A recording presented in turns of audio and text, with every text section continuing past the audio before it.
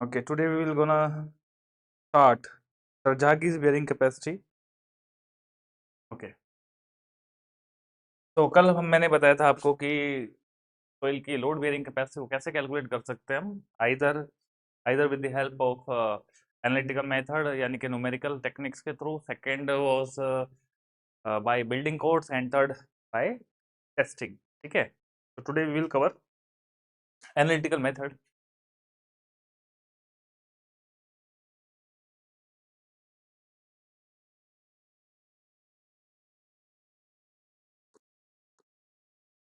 Analytical analytical method analytical method का मतलब क्या है? हम कुछ थ्योरेटिकल टेक्निक्स के थ्रू बेयरिंग कैपेसिटी को निकालने की कोशिश करें।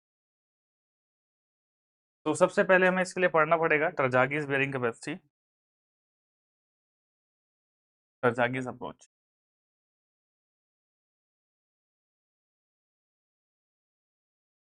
टरजागीज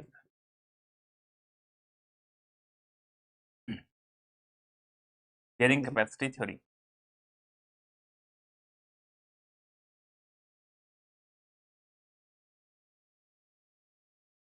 तो Terzaghi, Karl Terzaghi, doctor Karl टरजागी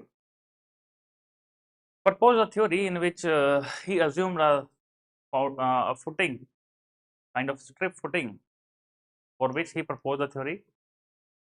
What did he say? Suppose this is your footing and the footing is strip footing.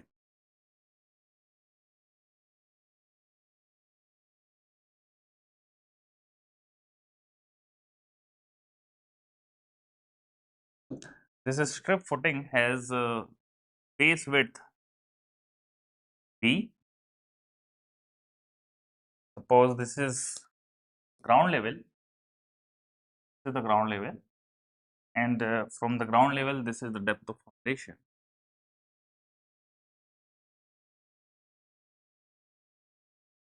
So in the bearing capacity analysis, we have to find out that how much pressure, how much the maximum pressure a soil can resist just before failure in the shearing mode, यानी कि shear failure होने से just पहले कितना maximum pressure ये cover कर सकती है, ले सकती है, वो हमें ढूंढना है।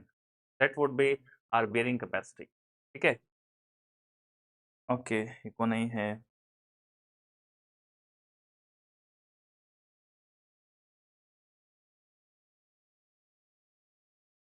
Right, so what are the assumptions involved in the bearing capacity theory by Tarjagi's? So let us see the assumptions involved.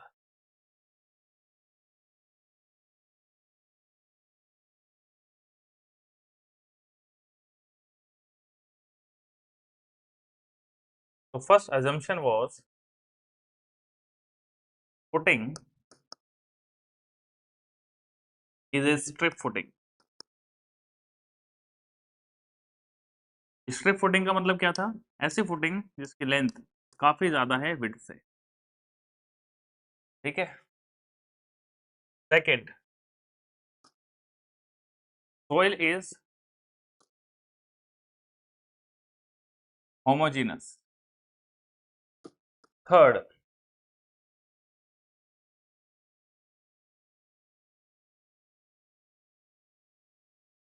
2D condition prevails. 2D condition prevails का मतलब क्या है कि जो एनालिसिस होगी वो सिर्फ 2 डायमेंशन में होगी, 3 डायमेंशन में एनालिसिस नहीं कर रहे हैं। 2D स्ट्रेस स्ट्रेस कंडीशन बोल सकते हैं, 2D stress condition prevails.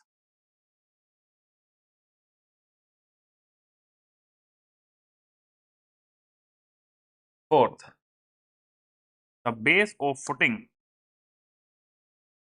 is rough. 5, foundation is shallow. shallow foundation मतलब as per Terzaghi shallow foundation का मतलब क्या था कि depth of footing to width ratio ये इक्वल टू लेस देन 1 रहेगा। 6, लोडिंग इज वर्टिकल मतलब एसेंट्रिसिटी क्या है, 0 है। इसके अलावा seventh, general shear failure occur. कुछ लिखना नहीं है, सिर्फ समझते जाना है, ठीक है sir. Everything is covered in the notes. General shear failure will occur 8, the ground is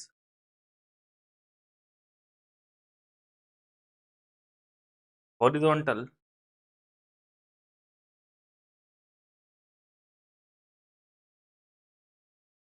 and more Coulomb failure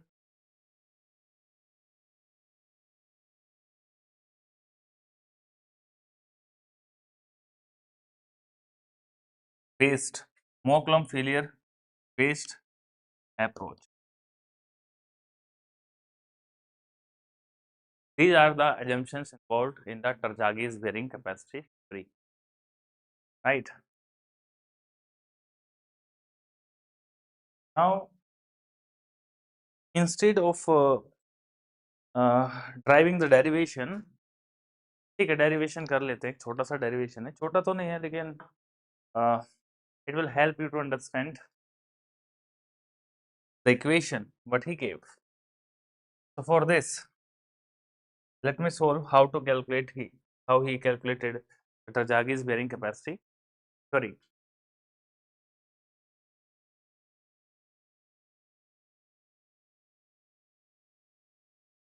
Tarjagi's bearing capacity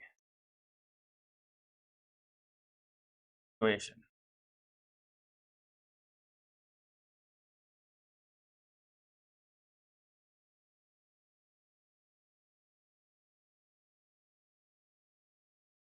See, this equation is based on force equilibrium. Force equilibrium. Force equilibrium का मतलब क्या है? Suppose this is the strip footing. Again, I am drawing the same thing. So this was the ground surface.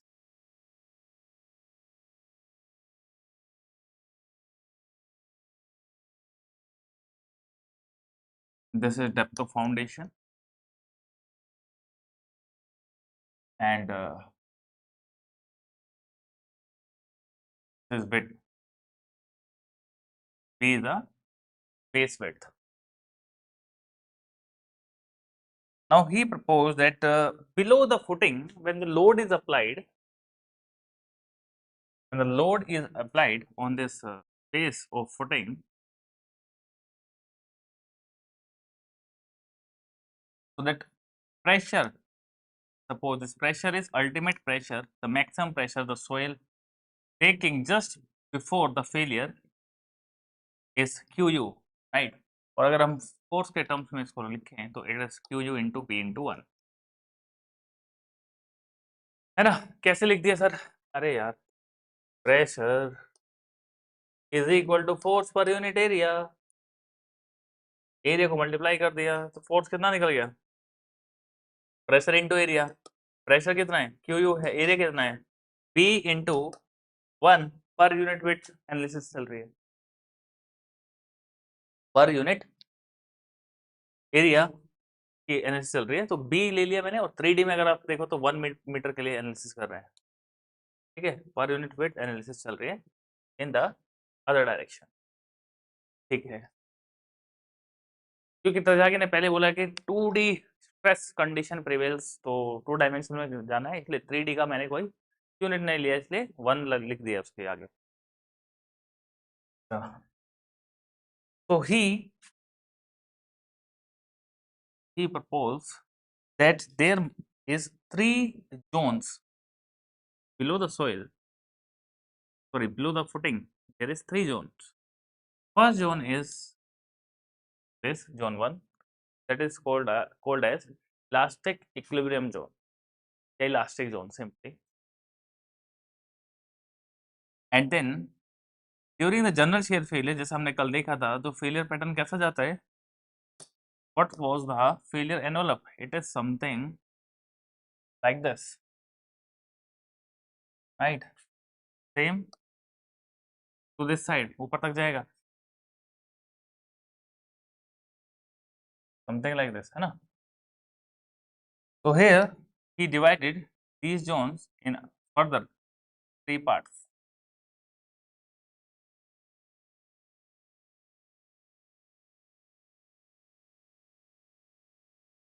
Like this. Zone second, that is radial zone, and zone third, second, that is Rankine's zone, Rankine shear zone, right? तो हमारा जो concern है वो सिर्फ और सिर्फ zone 1 का है, और जोन 1 में जो जोन 1 है वही सिर्फ आपको याद रखना है, जोन 1 आपका इलास्टिक जोन है, ठीक है? इलास्टिक जोन का मतलब, इलास्टिक जोन का मतलब है कि यहाँ के soil below the footing, footing के जस्ट नीचे का जो सोइल है, it will behave like a integral part of the foundation itself. मतलब यहाँ का जो सोइल है ना, जब ये प्रेशर लगा रहा है, ये वाला पार्ट, जोन 1 वाला पार्ट, ये फाउंडेशन के साथ ही जुड़ा हुआ है, और जब फाउंडेशन सेटल होगा, फुटिंग सेटल होगा ना, तो ये जो जोन 1 वाला सोइल मास है, ये भी यहाँ पे इस तरीके से प्रेशर लगाएगा, ठीक है? एंड फर्दर ये आगे को ट्रांसफर करेगा, ठीक है? when the soil when the footing settles, then the soil will be move downward and in the lateral direction, because it is a case of general shear failure where the void ratio is very less, relative density is very high. In such case, the soil has tendency to move upward in the towards the ground surface. इसी की वजह से आपको heaving या bulging दिखाई दी थी ground surface पे। क्यों? क्योंकि नीचे जाने की जगह नहीं होती है, but the soil has to displace and the displacement will be like this, ठीक है? तो यहाँ से फिर आगे अप्रोच कैसे करें? एक्चुअली तो इक्वेशन अगर मैं आपको बताऊं यहाँ से डायरेक्टली, तो इक्वेशन हमें जो निकालनी है वो निकालनी है CNC QNQ plus 0.5 gamma BN gamma. इस रिजल्ट तक पहुंचना है हमें, तो इस रिजल्ट तक कैसे पहुंचेंगे वो देखते हैं, ठीक है? तो हमें ध्यान देना है जोन 1 पे, और जोन 1 को एनालाइज करना है हमें by force equilibrium. Now what is force equilibrium? Force equilibrium says that this is your zone 1, right? Okay,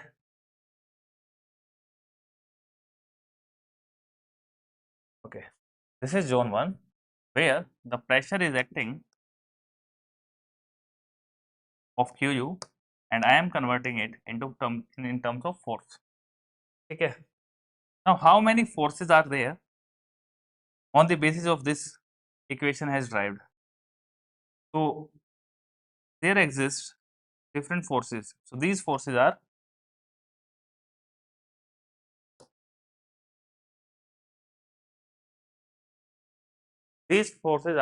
passive earth pressure forces, TP, and it is a C5 soil। C5 soil का मतलब क्या है? इस soil के पास cohesion भी है, और phi का मतलब है कि इसके पास कुछ एंगल ऑफ इंटरनल फ्रिक्शन भी है। मतलब ये सोइल कुछ लोड फ्रिक्शन के थ्रू रजिस्ट करेगी और कुछ कोहेजन के थ्रू, ये मतलब होता है। C5 सोइल का मतलब क्या है कि किसी भी सोइल में क्ले पार्टिकल्स भी प्रेजेंट हैं एंड सैंड पार्टिकल्स भी प्रेजेंट है। जब भी C5 सोइल बोलेगा, C मतलब होता है कोहेजन, और phi indicating the presence of sand particles, cohesionless soil, right? तो कोई भी सोइल है वो जनरली इन जनरल मिक्स ही होगा, clay particle and sand particle mix होंगे। अगर ऐसा है तो ये C5 सोइल है। अगर सिर्फ क्ले है तो इसको हम क्ले सोइल बोलते हैं, और अगर सिर्फ सैंड है तो उसको सैंडी सोइल बोलते हैं। सैंडी सोइल या कोहेजनलेस सोइल, ये कोहेजन नहीं होता है सैंड का, ठीक है। अच्छा, इसके अलावा यहाँ पे कोहेजन भी एक्ट करेगा। ये जो सरफेस आप देख रहे हैं ना, ये है फेलियर सरफेस, तो यहाँ पे कोहेजन एक्ट कर रहा है,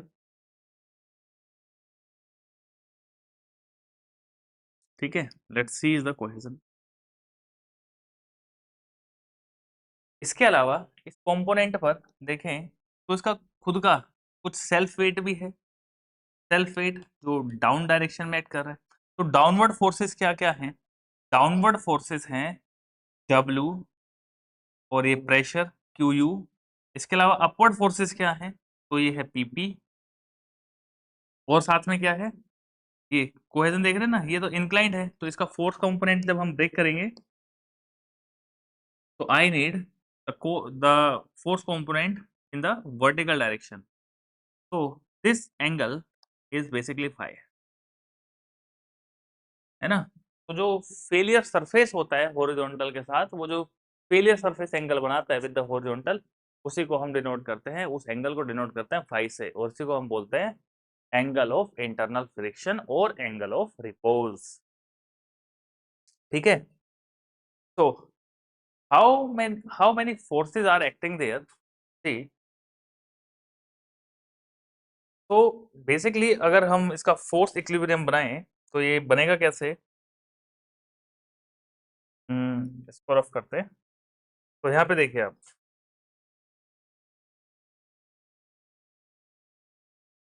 अप्लाइंग फोर्स इक्विलिब्रियम,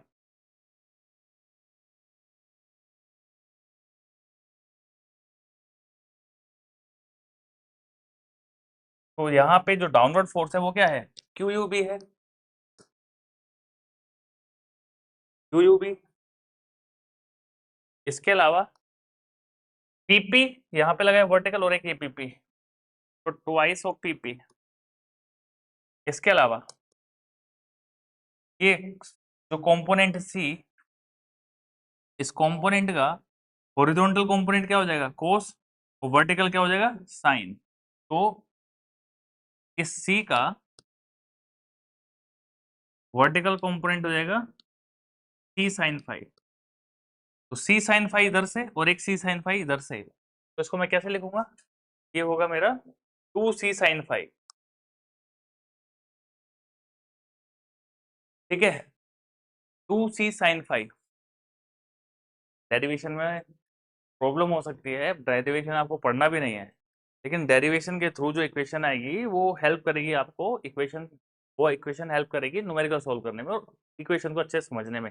बाद में जो वाटर टेबल का क्राइटेरिया है वो भी इसी इक्वेशन के थ्रू ही आप अच्छे से कर पाएंगे। डेरिवेशन बिल्कुल नहीं पहुंचेगा, लेकिन मैं चाहता हूं कि जब मैं डेरिवेशन करूं तो आपको समझने की कोशिश करें। डेरिवेशन आए आपको करना, ना आए डजंट मैटर। आज तक कभी किसी भी कॉम्पिटिटिव एग्जाम में ये डेरिवेशन नहीं पूछा गया, इवन दो कुछ बुक पे तो डायरेक्टली दिया गया है, ठीक है। लेकिन फिर भी मैं क्यों पढ़ाना चाह रहा हूँ? क्योंकि मैं चाहता हूँ कि आप इस डेरिवेशन को समझें, ठीक है।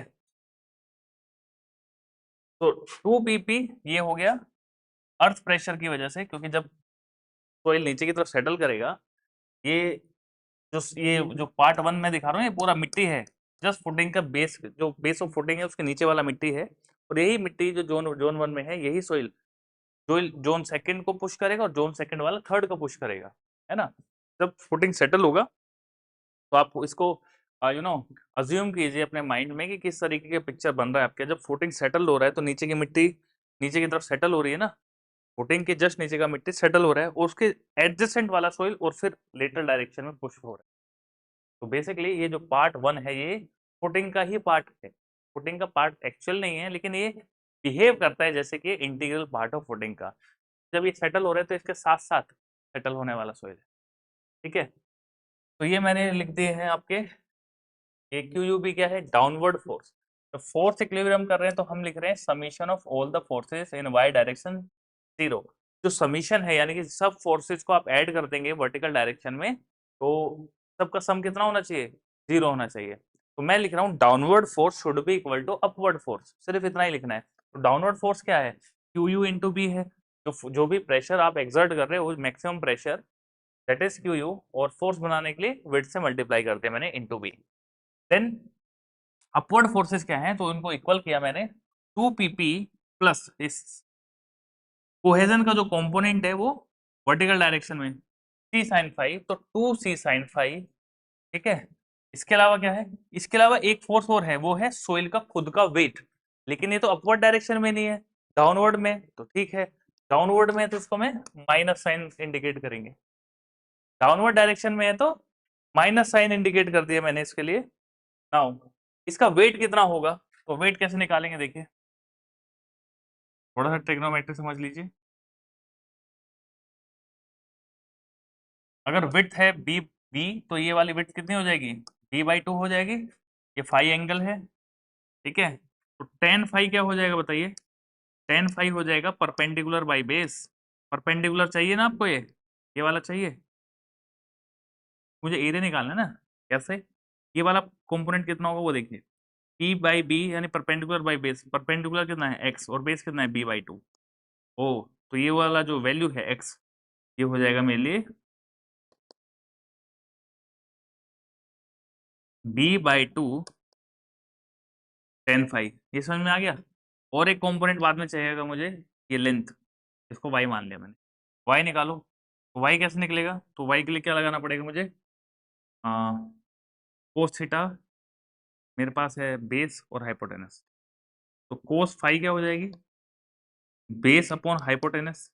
बेस कितना है इस ट्रायंगल का, b/2 है ना, और हाइपोटेनस क्या है, y, वही तो चाहिए मुझे, तो y हो जाएगा यहाँ से, y को इधर भेज दो, कोस को इधर भेज दो, तो b/2 अपॉन कोस फाई। तो ये दोनों कंपोनेंट मुझे अभी डेरिवेशन में आगे चाहिए, इसलिए मैंने पहले निकाल के रख दिया है ना। अब मैं इसको थोड़ा साइड में लिख देता हूँ, इसकी जरूरत नहीं है फिलहाल।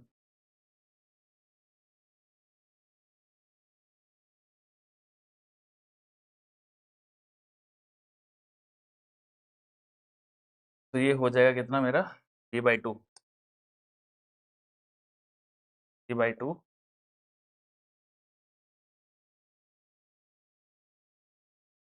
d/2 बाय कोस फाई, और ये वर्टिकल वाला हो जाएगा मेरा b/2 टेन फाई। ठीक है, अब मैं इसको रिमूव कर देता, वीडियो को पॉज करके आप ये भी लिख सकते हैं आई कैसे हैं चीजें। हाल तो मैं फिर बोल रहा हूँ, आपको ये सब ड्राइव करने की जरूरत नहीं है, लेकिन बिलीव मी, आप जितने ध्यान से डेरिवेशन को समझेंगे, कोशिश करेंगे सिर्फ समझ, मैं नहीं बोला आ जाएगा आपको। ठीक है, आए नहीं आए डजेंट मैटर, आप इसको बस समझने की कोशिश करो, क्योंकि बाद में जब इक्वेशन आएगी ना, और फिर मैं जो कंपोनेंट समझाऊंगा कि ये बेटा सोइल का वेट कैसे लेना है, वो फिर बहुत अच्छे से समझ में आएगा। ठीक है, तो अभी कोशिश करो कि बस ये जो इक्वेशंस बन रही है, ये कहाँ से बन रही है, कौन सा कंपोनेंट किसका ले रहे हैं सर, बस वो कंपोनेंट को ही ध्यान देना है, आप स्टोरी समझ रहे हैं। तो क्यू यू बी, जो भी फुटिंग का प्रेशर आ रहा है, इसको इक्वेट कर दिया मैंने। ये पीपी किसकी वजह से है, ये है मेरा अर्थ प्रेशर की वजह से, जो पैसिव अर्थ प्रेशर लग रहा है। उसके अलावा यहाँ पे जो सी का कंपोनेंट आया है, वो आया है कोहेसिव फोर्सेस की वजह से। तो कोहेसिव फोर्स कहाँ लगेंगे भाई, दो दो सोइल के प्लेन के बीच में लगेंगे ना, तो ये मेरा फेलियर प्लेन है, तो यहीं पे कोहेजन लगेगा इन दो सोइल की लेयर्स के बीच में ना। लेकिन मुझे इसका वर्टिकल कंपोनेंट चाहिए, क्योंकि मैं फोर्स इक्विलिब्रियम वर्क कर रहा हूँ अभी, फोर्स को इक्वल कर रहा हूँ मैं अपवर्ड एंड डाउनवर्ड फोर्सेस को, क्योंकि जब इक्विलिब्रियम अचीव होगा तो नेट फोर्स जीरो होना चाहिए, यही होती है इक्विलिब्रियम कंडीशन। तो Q U B equal to 2 PP plus 2 C sin five. अब इसका वेट, वेट कितना लेंगे, तो वेट कैसे लेंगे, मान लो यहाँ पे सोइल का वेट कितना है, सोइल का यूनिट वेट है गामा। ठीक है, gamma is the unit weight of soil, unit weight of soil है गामा। अच्छा, तो इसको मैं ऐसे लिख सकता हूँ क्या, वेट पर यूनिट वॉल्यूम, हाँ जी लिख सकते हैं। तो वेट कैसे निकलेगा, यूनिट वेट इनटू वॉल्यूम करना पड़ेगा। अच्छा, तो W is equal to unit weight into, अब वॉल्यूम कैसे लिखा जा सकता है, area into area into one, one क्यों, क्योंकि 2D कंडीशन ही प्रीवेल करानी है एज पर ट्रजागीज। ठीक है, तो एरिया कैसे निकलेगा? अब इसका मुझे एरिया चाहिए, सारा काम है एरिया निकालना। एरिया कैसे होगा वो देखिए, एरिया हो जाएगा, ट्राइंगल है ना, तो इस ट्राइंगल को मैं दो पार्ट में तोड़ देता हूँ। ये वाले ट्राइंगल को देखिए, ये वाला b/2 पार्ट था, ये ट्राइंगल 1 है, ये दूसरा ट्राइंगल है। दो ट्राइंगल का एरिया लूँ तो 2 से मल्टीप्लाई करेंगे ट्राइंगल के एरिया के लिए, 2 फॉर 2 ट्राइंगल्स। अब एक ट्राइंगल का एरिया कितना होता है? हाफ इंटू बेस, बेस कितना है इसका? b/2 इंटू हाइट कितनी है? हाइट है इसकी b/2 tan phi। ठीक है, तो 2 से 2 कैंसिल हो गया, तो ये कितना आ गया? b² / 4 tan phi आ गया एरिया। ठीक है, तो वेट निकालने के लिए क्या लिखना पड़ेगा मुझे? b² / 4 इंटू tan phi, और ये तो एरिया हो गया, इंटू 1 कोई मैटर नहीं करता है, गामा से मल्टीप्लाई करनी पड़ेगी, तो यहाँ पे मैं गामा बीच में लिख देता हूँ। ये मेरी लिखने की आदत है, आप कहीं भी लिख सकते हैं। b² / 4 gamma tan phi। ठीक है,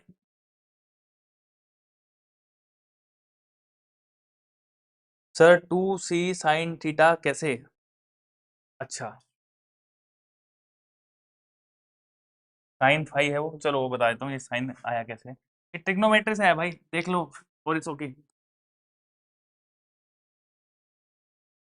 ये एंगल अगर फाई है, ठीक है, तो अगर कुछ इस तरह समझो, अगर ये कोई फोर्स है, या इस डायरेक्शन में समझो, ये कोई फोर्स है मेरा P, ये है मेरा थीटा एंगल, ठीक है, तो इस फोर्स के दो कंपोनेंट टूटते हैं बेटा, एक हॉरिजॉन्टल, एक वर्टिकल, तो एंगल के साथ वाला चला जाता है कोस के, कोस तो बनता है P cos थीटा, और एंगल के अपोजिट वाला वर्टिकल वाला जाता है साइन थीटा। ठीक है, अब यहाँ पे ये सी कंपोनेंट कैसा है? इंक्लाइंड वाला है, तो एंगल के साथ वाला क्या जाएगा? कोस, और एंगल के अपोजिट साइड वर्टिकल वाला क्या जाएगा? साइन। तो मुझे तो वर्टिकल वाला ही तो चाहिए, क्योंकि मैं वर्टिकल ही ले रहा हूँ। समझ में आएगा कोरिस होगी? बताइए।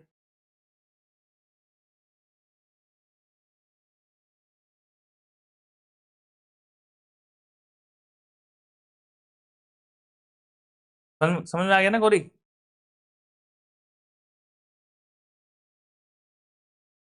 ठीक है, तो ये पूरी पिक्चर बैकग्राउंड की है। वीडियो को पॉज करना, अपनी रफ साइड में लिख लेना जहाँ पे भी, अगर आपको जहाँ जहाँ दिक्कत है, तो मैं एक एक माइन्यूट चीज को समझा रहा हूँ यहाँ पे। तो मेरा वेट कितना आ गया? तो माइनस करना पड़ेगा मुझे वेट को, तो -b² / 4 into gamma into tan phi। ठीक है,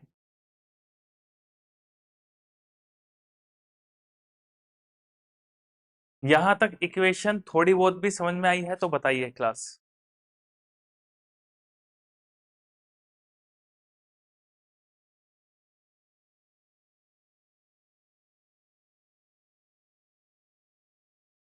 यहाँ तक क्लियर है?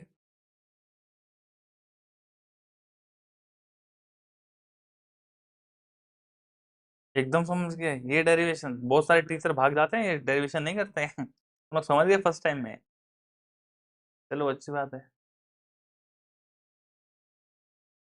चलिए कंटिन्यू करते हैं। अब अब एक कंपोनेंट और ब्रेक करने वाला हूं मैं। अब देखिए, ये जो कोहेसिव फोर्स है ना, तो फोर्स है, ये कोहेजन है, और ये लग कैसे रहा है? तो यहाँ से ये कंपोनेंट आएगा कि मुझे पूरा विड्थ पे चाहिए इस फोर्स को, तो ये फोर्स बनेगा किस तरीके से? TU, that is untrained cohesion, और ये अनट्रेन्ड कोहेजन आता है लैब टेस्ट के थ्रू। मतलब कितना कोहेसिव फोर्स होगा, ये लैब टेस्ट से निकालते हैं। तो ये अनट्रेन्ड कोहेजन है, और ये कहाँ लगेगा? पूरी स्ट्रिप पे लगेगा, बिकॉज मैं तो फोर्स के टर्म में लिख रहा हूँ ना, और ये तो अनट्रेन्ड कोहेजन किलो न्यूटन पर मीटर स्क्वायर में आता है। ओ, इसका मतलब इसको आप प्रेशर नहीं फोर्स बनाइए। हाँ, तो फोर्स बनाएंगे हम इसको भी। कैसे बनाएंगे? अनट्रेन्ड कोहेजन इनटू ये पूरा स्ट्रिप पर। अरे स्ट्रिप कितना है? ये मैंने निकाल के रखा था, b/2 cos phi, b/2 upon cos phi। ठीक है, यहीं पे पुट कर देना इसको। Therefore QUB equal to 2PP plus 2 क्या आ जाएगा, TU into V/2 cos five into sine five पहले से था, minus V²/4 gamma tan five. ठीक है, अब यहाँ पे देखेंगे साइन अपॉन कोस क्या बन जाएगा, tan फाइव बन जाएगा ये भी, और 2 से 2 कैंसिल हो गया। तो what is the equation, QUP is equal to 2PP plus TU into P tan five minus B²/4 gamma into tan five, right? Now, as per Tarjagi, what Tarjagi says about this, he says that this PP comprises of, ये जो pressure है, जो passive pressure act कर रहा है, ये किस तरीके से लग रहा है, कौन कौन सी वजह है। तो मैं एक्टिव और पैसिव का थोड़ा सा ग्लिम्स दूं ताकि आप ये थोड़ा सा अंडरस्टैंड कर पाए। देखिए, सपोज ये आपकी एक रिटेनिंग वॉल है ना, इससे आपको ज्यादा आसानी से समझ में आएगा। Suppose this is your retaining wall and here is the backfill, मिट्टी है ना। अब ये सोइल इस वॉल को क्या करती है, लेटरल डायरेक्शन में पुश करती है ना, ऐसे पुश करते हैं लेटरल डायरेक्शन में। तो इसके अगेंस्ट हमें कभी कभी शेयर की प्रोवाइड करनी पड़ती है, शेयर की, कि भाई तुम हमको इस डायरेक्शन में हॉरिजॉन्टल डायरेक्शन में पुश कर रहे हो, तो हम एक शेयर की ऑप्ट करेंगे जो इस डायरेक्शन में हमें उस स्लाइडिंग को रेजिस्ट करेगी, है ना। तो रिटेनिंग वॉल में जब स्लाइडिंग फेलियर होता है, उसी को प्रिवेंट करने के लिए शेयर की दी जाती है। तो शेयर की क्या, एक कंपोनेंट बना देते हैं नीचे वॉल के, ठीक है। तो यहाँ पे ये जो फोर्स लगा रहा है, तो यहाँ पे जब ये फोर्स लगा रहा है, तो वॉल की टेंडेंसी क्या है, wall has tendency to move away from backfill, away जा रहा है ना, कैसा, इसको यहाँ से पुश करूंगा तो वॉल की टेंडेंसी क्या है, ये बैकफिल से दूर जा रही है, अवे जा रही है। तो यहाँ पे जो प्रेशर लगता है ना, उसी को हम बोलते हैं active earth pressure, active earth pressure, है ना।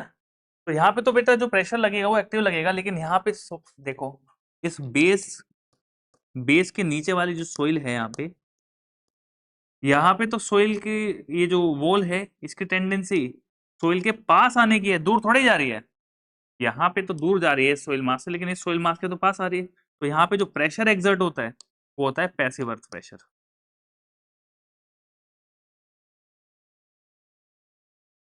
ठीक है, पैसिव अर्थ प्रेशर। समझ में आया, एक्टिव और पैसिव। जब वॉल की टेंडेंसी है बैकफिल से दूर जाने की, तो वो जो प्रेशर लग रहा है वो है एक्टिव अर्थ प्रेशर। व्हेन पास आने की टेंडेंसी, क्लोज आने की टेंडेंसी है बैकफिल की, तो जो प्रेशर एक्सर्ट होगा that is passive earth pressure. Active और पैसिव क्लियर हुआ क्या, come on, reply fast.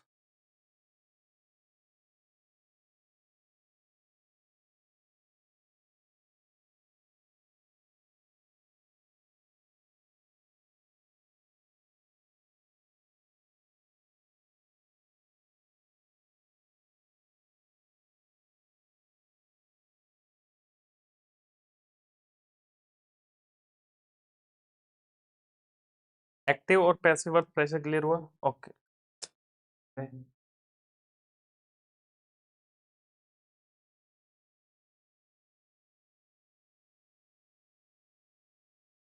Okay, ठीक है, तो ये एक्स्ट्रा चीज को मिटा देता हूँ मैं।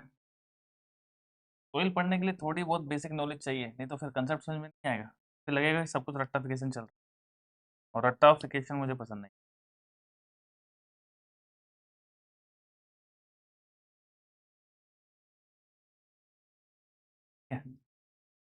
Okay, so as per Tarjagi says this PP comprises of PPQ, PP gamma plus PPC। अब ये क्या नई चीज आ गई, वो बोल रहे हैं कि यार जो ये पैसिव अर्थ प्रेशर लग रहा है ना, उसके पीछे जिम्मेदार कौन है, एक तो कोहेसिव फोर्स भी है, passive earth pressure due to cohesion, तो कोहेजन भी जिम्मेदार था इसके लिए। अभी पीपी गामा क्या है, ये है आपका सरचार्ज, सरचार्ज की वजह से भी आएगा ये, और ये पीपीक्यू नहीं, ये सब चार्ज नहीं है, my bad. PP gamma and PPQ ये है आपका soil's self weight, self weight की वजह से, और ये पीपीक्यू ये है ओवरबर्डन प्रेशर या सरचार्ज बोल सकते हैं। अब इसका क्या मतलब हुआ देखिए, यहाँ पे क्या क्या लग रहा है, यहाँ पे जो भी सोइल है ये भी फोर्स क्या कर रही है, एग्जर्ट कर रही है। तो इस फोर्स एग्जर्ट करने की वजह से ये जो बेस है ये मिट्टी की तरफ पास जा रहा है, तो यहाँ पे पैसिव अर्थ प्रेशर लगेगा। किसकी वजह से लग रहा है, इसकी वजह से। तो इसके लिए कंपोनेंट दे दिया सरचार्ज की वजह से पीपीक्यू। उसके अलावा यहाँ पे जो ये सोइल है जोन वन का, कि जोन वन का सोइल भी कैसा बिहेव कर रहा है, फुटिंग का पार्ट जैसे ही बिहेव कर रहा है। तो ये भी पुश कर रहा है यहाँ पे, इस जोन में पुश कर रहा है इस सोइल मास को। तो इसकी वजह से, इसके सेल्फ वेट की वजह से, ये खुद भी तो भारी है ना, तो इसका वेट भी नीचे की तरफ डाउनवर्ड डायरेक्शन में जा रहा है। तो इसके सेल्फ वेट की वजह से जो कंपोनेंट आया वो था पीपी गामा। और ये जो कोहेजन है, इस कोहेजन की वजह से जो पैसिव अर्थ प्रेशर लग रहा है दैट इज पीपी3। ठीक है, तो इस पीपी को हम थ्री पार्ट्स में तोड़ देंगे, पीपीक्यू, पीपी गामा एंड पीपी। ठीक है, तो therefore this QUB is equal to twice of PPC plus PPQ plus PP gamma plus CU into B tan phi minus B square by 4 into gamma tan phi। ये equation आ गई। अब इस equation को मैं copy कर लेता हूँ क्योंकि नेक्स्ट स्लाइड पे चलने वाले हैं हम इस इक्वेशन को लेके।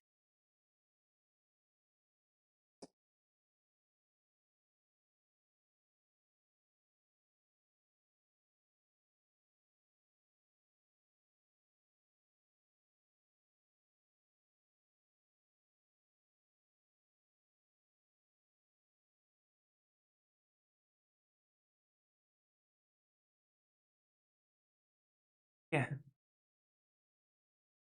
ओके, तो from here as per Terzaghi, as per Terzaghi this 2 PPC plus CU B tan phi will be equal to CC into B into NC। अब ये कहाँ से आ गया, ये टरजागीज एनालिसिस के कंपोनेंट्स है, उन्होंने डायरेक्टली दिए हैं इस तरह।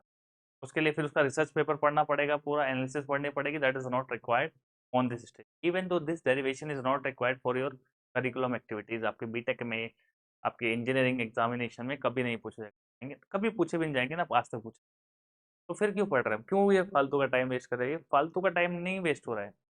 यहाँ से जब आपको कंपोनेंट्स पता चलेंगे ना, आपको क्वेश्चन लगाने में मजा आ जाएगा।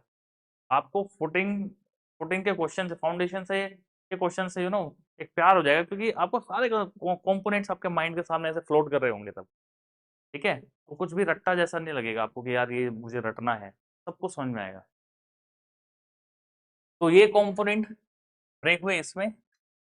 इसके अलावा 2 PPQ और ओवरबर्डन के लिए कोहेजन और weight, this is taken as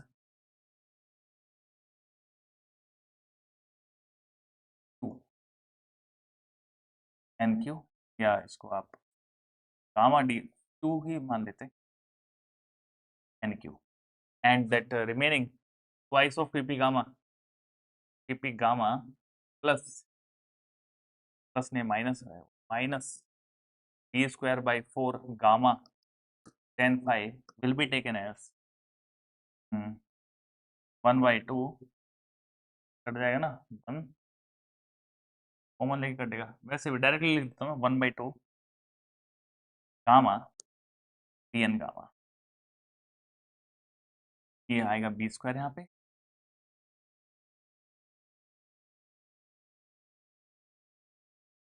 ठीक है, ओके। तो ये फैक्टर एक्चुअली अगर आपको कभी लाइफ में डेरिवेशन करना भी पड़े तो ये फैक्टर्स याद रखने पड़ेंगे, क्योंकि इसके पहले तक तो लॉजिकल चीजें आई हैं, लेकिन यहाँ से ये 3 फैक्टर्स आपको याद रखने पड़ते हैं डेरिवेशन को सॉल्व करने के, ठीक है।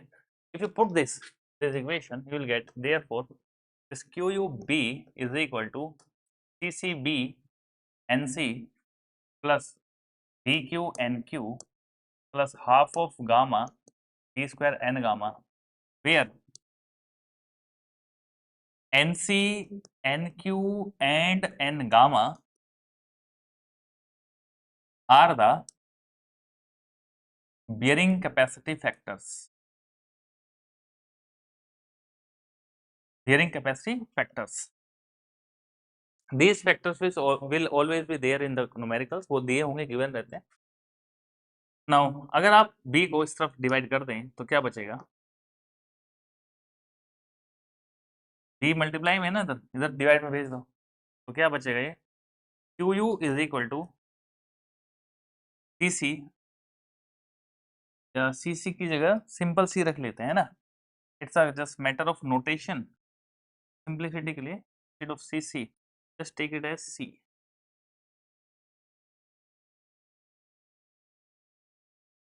Only C, only C.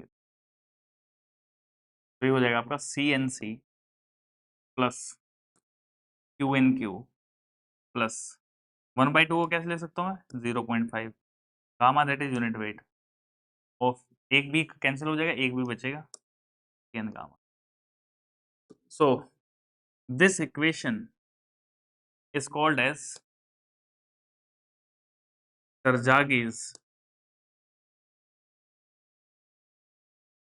bearing capacity equation. किसके लिए है? assumption था कि ये है स्ट्रिप फुटिंग के लिए. तो आपको जो याद रखनी इक्वेशन वो ये रखनी है. मैं इक्वेशन में डायरेक्ट भी दे सकता हूँ तो इतना टाइम बच जाता आपका, लेकिन उससे होता क्या? उससे ये होता कि अब मैं जो आगे समझाऊंगा इक्वेशन वो फिर समझ में, आप समझने की कोशिश करें. तरजागी बेयरिंग कैपेसिटी इक्वेशन है, तो आपको जो ध्यान रखना है वो ये रखना है कि जो फर्स्ट कंपोनेंट है, याद है किसकी वजह से था? ये कंपोनेंट था कोहेजन की वजह से. अच्छा, ये वाला जो कंपोनेंट था, ये कंपोनेंट किसकी वजह से था? ये था मेरा सोइल के ओवरबर्डन प्रेशर की वजह से. यानी कि यहाँ पे जो सोइल मास है ना, ये ये होता है हमारा गामा डीएफ, ओवरबर्डन प्रेशर, है ना. इसी को हम क्यू बोल रहे हैं यहाँ पे. अच्छा, ये तो हो गया ओवरबर्डन प्रेशर, इसका कंपोनेंट है. ओ, और ये वाला जो लास्ट का कंपोनेंट है, ये कहाँ से आया था?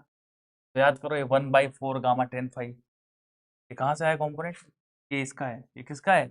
ये जस्ट फुटिंग के नीचे वाले सोइल का है, ठीक है. तो यहाँ पे ये जो थर्ड कंपोनेंट रिप्रेजेंट कर रहा है इक्वेशन का, ये रिप्रेजेंट कर रहा है किसको? It is due to self weight of soil below the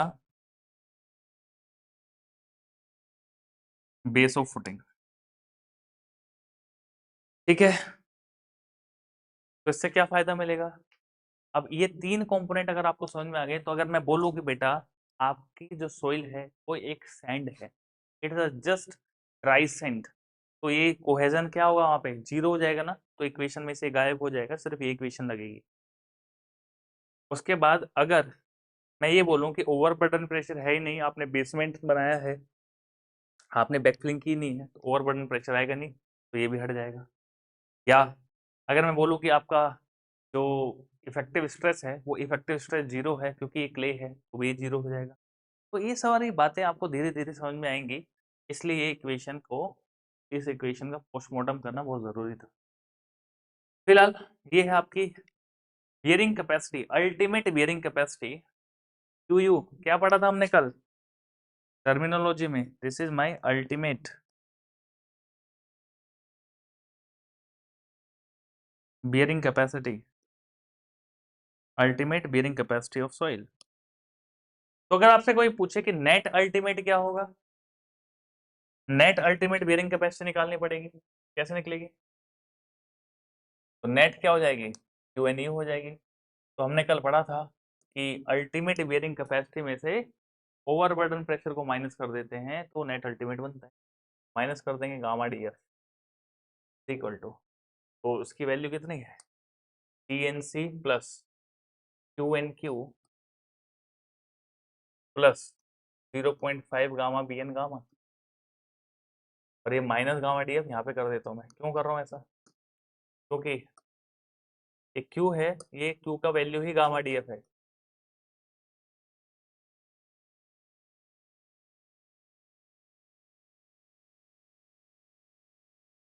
now gamma D F यहाँ पे भी है, गामा डी एफ यहाँ पे भी कॉमन ले सकते हैं, T N C plus take the gamma D F as common, तो क्या बचेगा, N Q minus one plus 0.5 gamma T N gamma.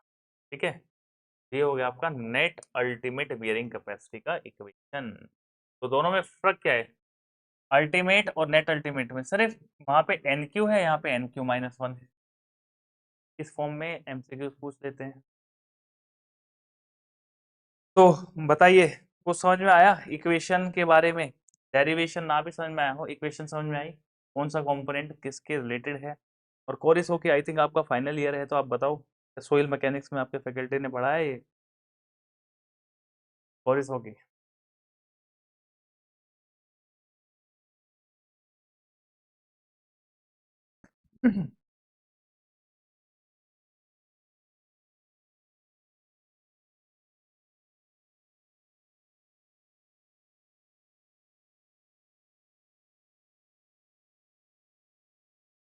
ये इवन दो जब आप हायर स्टडीज के लिए जाएंगे तो लोग गेट वगैरह की तैयारी करते हैं, एससी वगैरह वगैरह की तैयारी।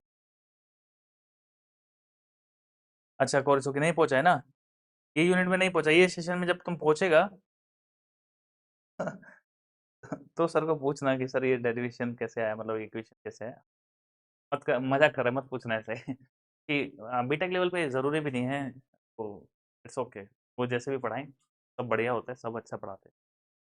एनीवे, तो यहाँ पे ये कंपोनेंट्स अगर हमें पता चल गए तो अब क्ले सॉइल के लिए देखिए जो आपको याद रखना है। क्ले सॉइल के लिए, फॉर क्ले सॉइल,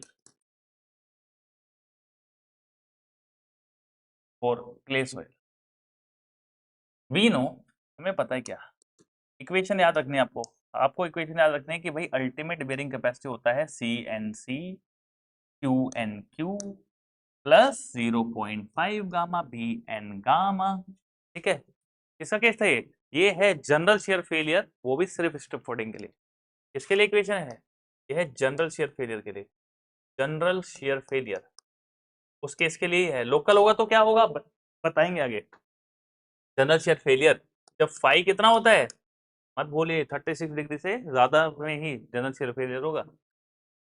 और स्ट्रिप फुटिंग के लिए तो सर क्या होगा अगर मेरी फुटिंग स्क्वायर है, सर रेक्टेंगुलर फुटिंग पे क्या होगा, सर्कुलर फुटिंग पे क्या होगा, बताएंगे सब धीरे धीरे। स्ट्रिप के लिए याद रखिए पहले आप, स्ट्रिप के लिए C N C Q N Q 0.5 gamma P N gamma, और नेट अल्टीमेट होने से एन क्यू माइनस वन लगेगा बस।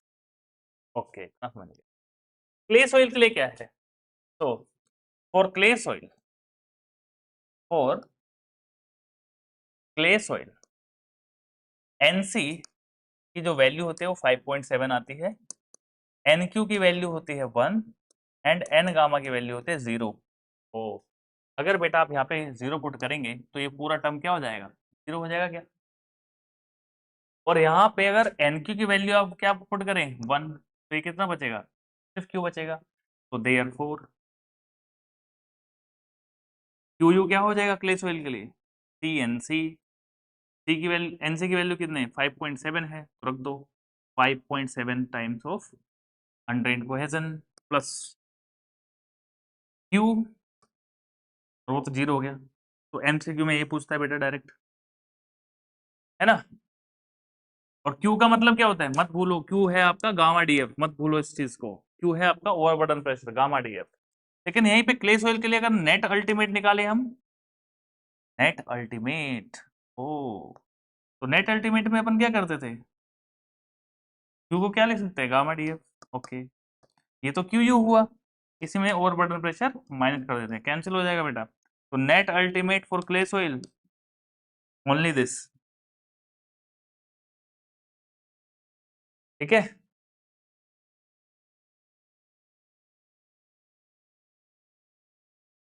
यहां तक समझ में आया?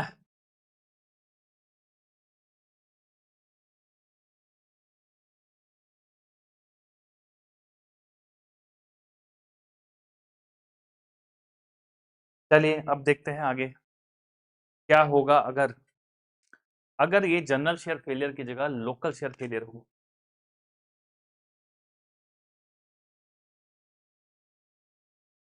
For local shear failure, local कब होता है,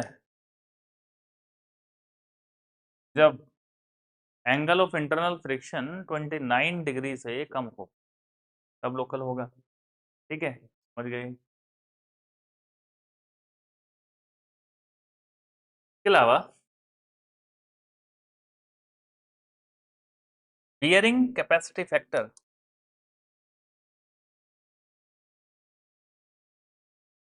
will be N C, N Q and N gamma.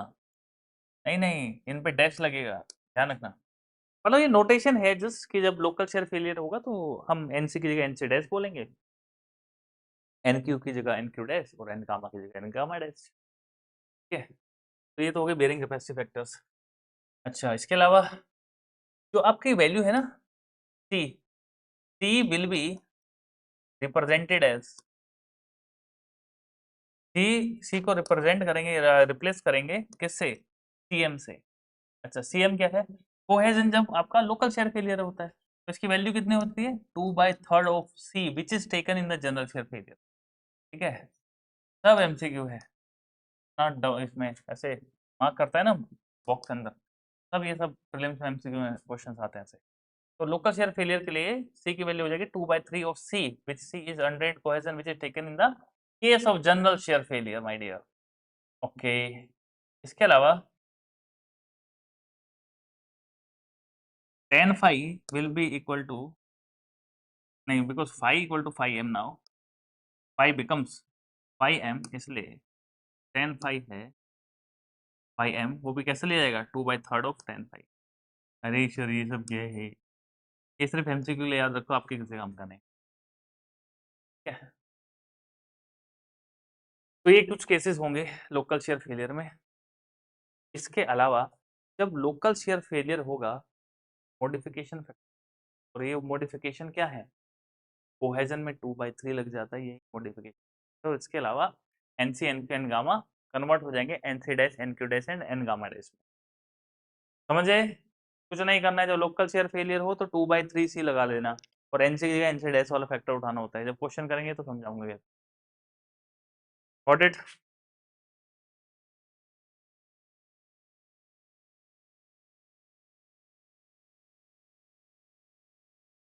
बोलिए।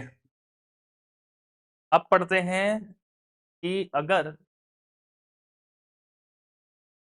आपने तो ये जो इक्वेशन दी है वो स्ट्रिप के लिए दी है ना, स्ट्रिप फुटिंग के लिए एक बार फिर लिखते हैं इक्वेशन। स्ट्रिप फुटिंग के लिए क्या है इक्वेशन, स्ट्रिप फुटिंग के लिए है Q U is equal to C N C Q N Q 0.5 gamma T N gamma, क्या इक्वेशन। ये कौन सा फैक्टर था, ये कोहेजन वाला फैक्टर, ये ओवरबर्डन, ये सोइल का सेल्फ वेट। हाँ, तो क्या हो सर कि अगर स्क्वायर फुटिंग है तो, और स्क्वायर फुटिंग,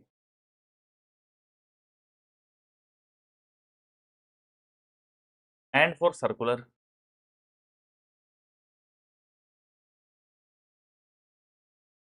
और क्या आ सकता है सर, और रेक्टेंगल आ सकता है बेटा, रेक्टेंगल फुटिंग भी हो सकता तो इनके लिए बियरिंग कैपेसिटी की इक्वेशन क्या बनेगी? तो कुछ मॉडिफिकेशन फैक्टर लगाने पड़ेंगे इस इक्वेशन में, एज पर टर्जागीज। ये भी टर्जागीज सर ने ही बताया था हमें कि अगर आप स्ट्रिप की जगह स्क्वायर फुटिंग लेते हो तो ये मॉडिफिकेशन ले लेना, सर्कुलर के लिए ये X Y Z modification factor लेंगे। वो मॉडिफिकेशन फैक्टर क्या है ये देखिए। सबसे पहले जो सी एन सी वाला कंपोनेंट है ना, इसमें 1.3 से मल्टीप्लाई करना होता है, ये मॉडिफिकेशन फैक्टर है 1. ठीक है, सर्कुलर में भी 1.3। इसमें इसको अभी सेपरेट केस है, इसको हम देखेंगे अभी। स्क्वायर और सर्कुलर के लिए देखिए 1.3 लगा दिया, बाकी इक्वेशन क्या है सेम।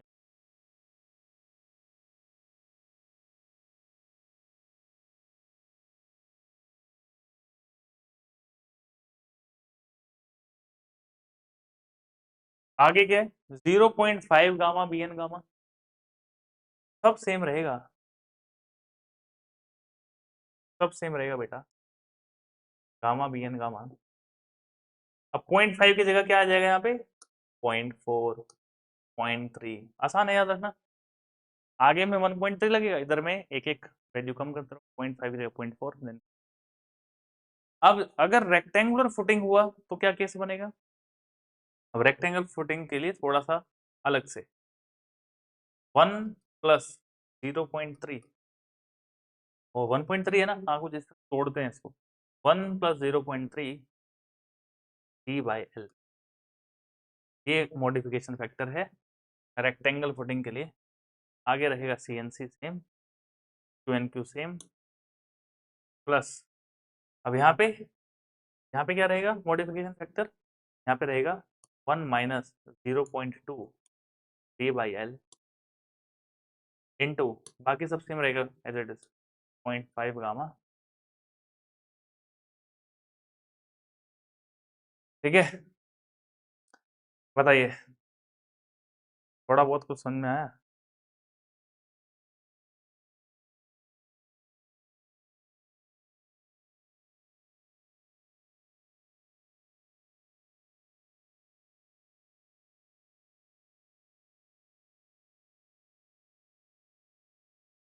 अब हम आ पहुंचे हैं जहाँ पे हमें एक दो क्वेश्चन कर लेने चाहिए बेटर अंडरस्टैंडिंग के लिए।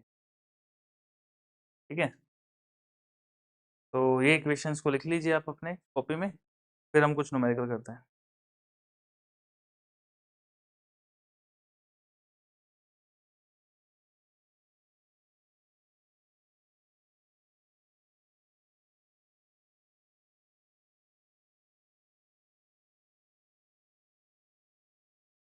एकदम पानी पानी है, बढ़िया है तुम तो।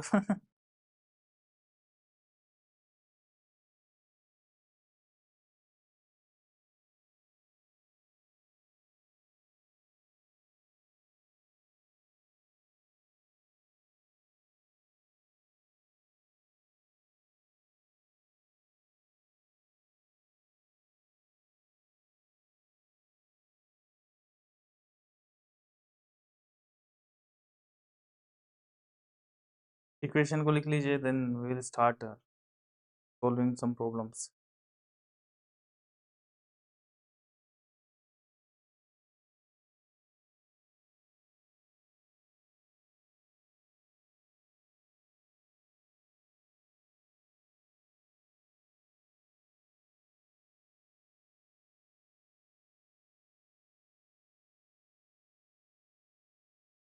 फर्स्ट क्वेश्चन,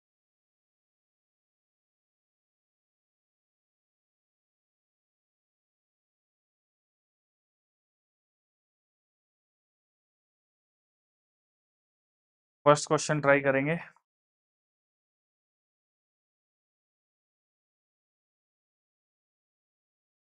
ये तो ट्राई करना है, एक बार स्लाइड और दिखा देता हूँ, जल्दी से इक्वेशन को लिखिए, तब तक मैं भी अपना कैलकुलेटर ले आता हूँ।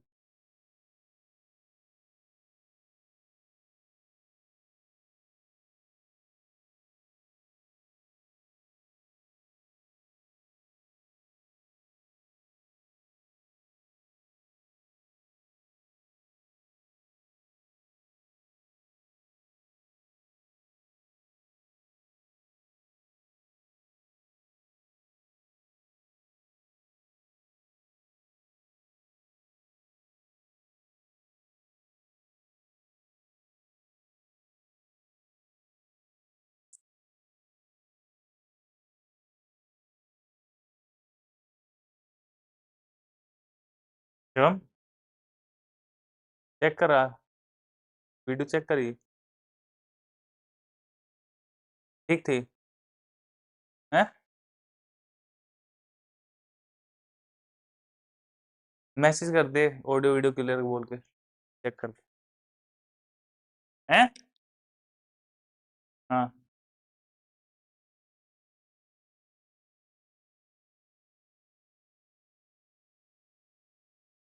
चलिए फर्स्ट क्वेश्चन को देखिए। A 2 meter wide strip footing is formed at a depth of 1.5 meter below the ground level in a homogeneous bed of dense sand having the following properties. Angle of internal friction 36 दिया है, यानी कि general shear failure case है। Unit weight 1.85 ton per metre cube दिया है। We need to calculate ultimate net safe bearing capacity, और N C NQ N gamma की value भी दी है, और फैक्टर ऑफ सेफ्टी 3 लोग बोला है। Can you solve this question?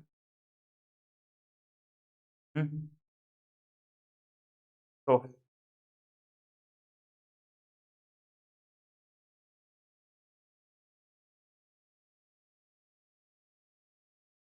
चलिए सोल्व करते हैं। डेटा गिवन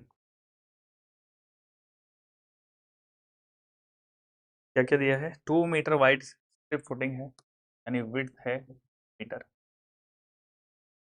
और इसका मैं डायग्राम भी बना देता हूँ आपके लिए, थोड़ा आसान रहेगा आपको समझ।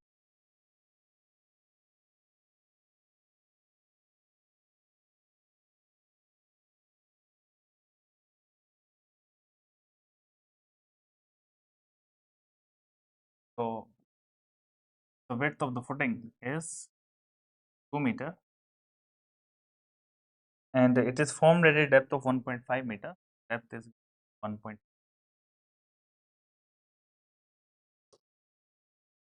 This is the depth of footing below the ground level in a homogeneous bed of dense sand having the following properties. अब क्या दिया है?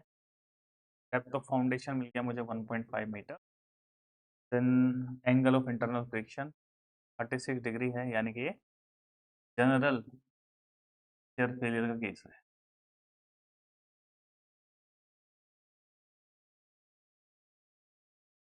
Unit weight is given as 1.85 ton per meter cube.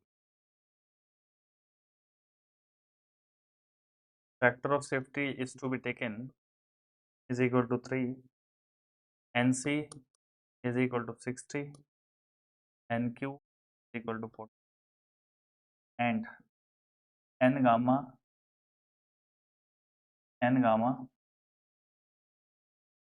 equal to 47. So first we need to calculate ultimate bearing capacity का formula क्या है भाई? It is CNC QNQ plus 0.5 gamma VN gamma is equal to,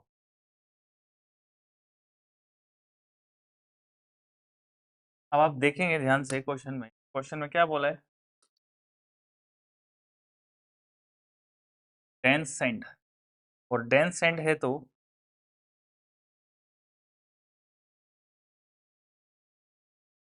for dense sand C equal to 0। क्यों? Sand कैसा होता है? एक sand है तो ये कोहेजन लेस सॉइल है, it is a cohesion less soil, तो ये टर्म क्या हो गया? एकदम 0 हो गया। क्या बचा मेरे पास? Q N Q plus 0.5 gamma D N gamma is equal to, तो क्यू को कैसे लिख सकते हैं हम? गामा डी एफ लिख सकते हैं, ठीक है। अब कौन सी फुटिंग है? क्या स्क्वायर है? कैसी है ये? स्ट्रिप फुटिंग है ना, तो सिंपल फॉर्मूला लगेगा विदाउट एनी मॉडिफिकेशन फैक्टर। कोई इससे मॉडिफिकेशन फैक्टर मैंने लगाया नहीं है, तो वैल्यूज को लिखते हैं directly. Is equal to gamma कितना दिया है? 1.85, डेप्थ ऑफ फाउंडेशन है 1.5, एन क्यू की value is already given 42 plus 0.5 into gamma unit weight 1.85, into width meter into 0.5 gamma d n gamma की value 47. Solve this.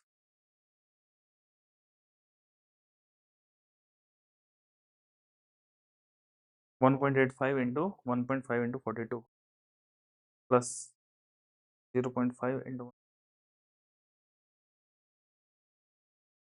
203.5 203.5 ton per metre square.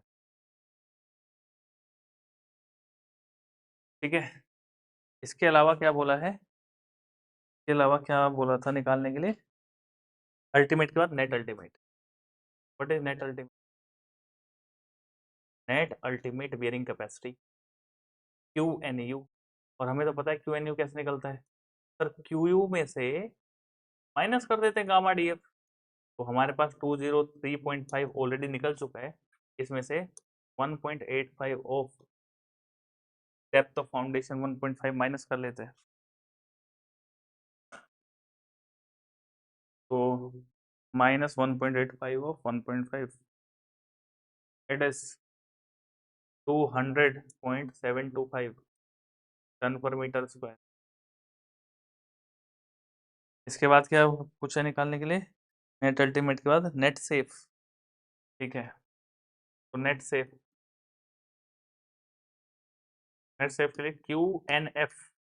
Net safe क्या हो जाएगा? Net ultimate को factor of safety से divide कर दो यार. तो ये हो गया आपका 200.725 divide by factor of safety is given as 3. It is equal to divide by 3.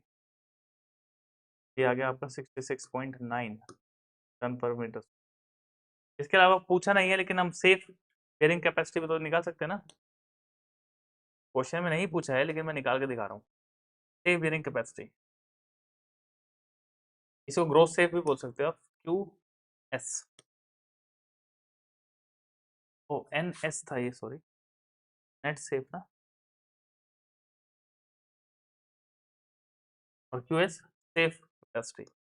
66.9 में क्या ऐड कर देंगे? Gamma D F. D F 1.5 and gamma 1.85 plus 1.85 into 69.68 ton per metre square.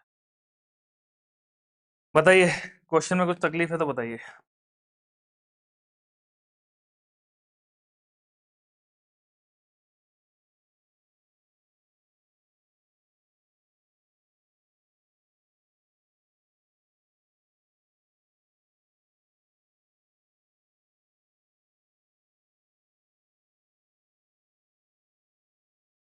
बोलिए, कोई डाउट है इस क्वेश्चन में?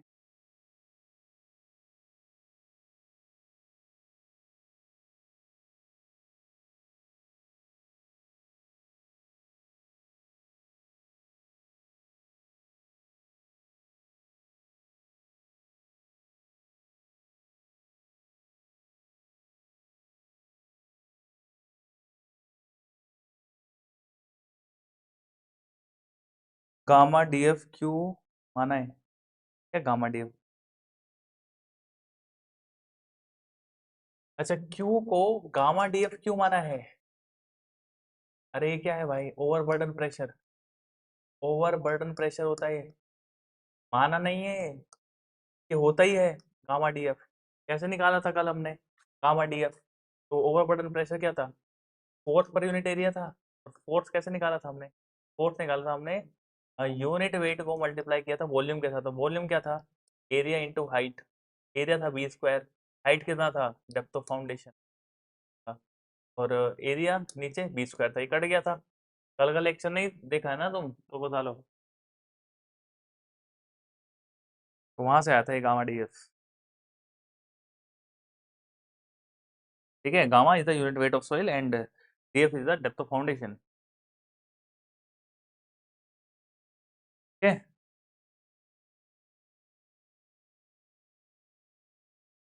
चलिए नेक्स्ट क्वेश्चन ट्राई करते हैं.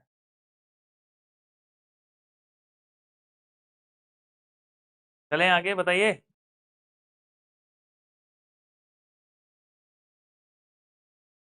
Next question.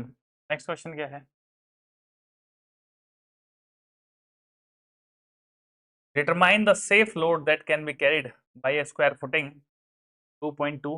डेटा को लिखिए जल्दी, जल्दी से डेटा को लिखिए, फिर स्लाइड में हम चेंज करेंगे। या तो एक काम करेंगे, इसको क्रॉप कर लें, ठीक है?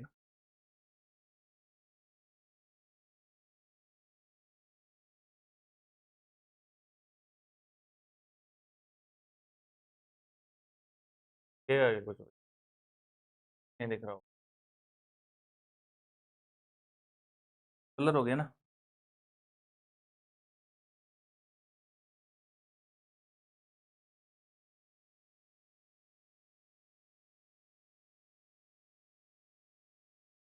Question number 2।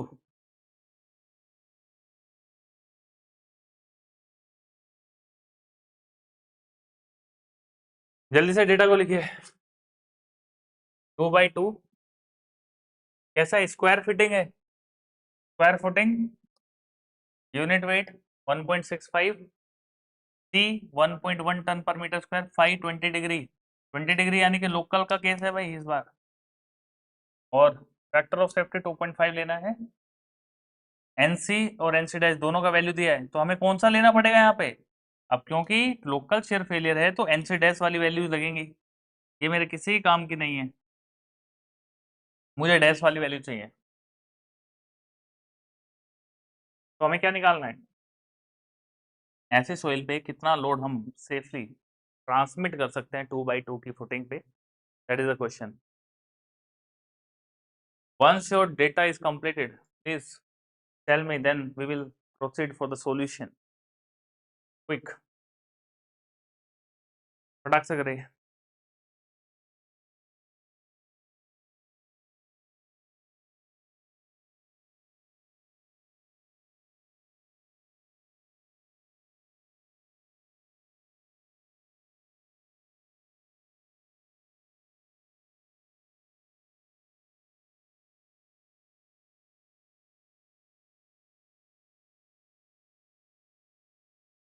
डैश वाला क्यों चाहिए?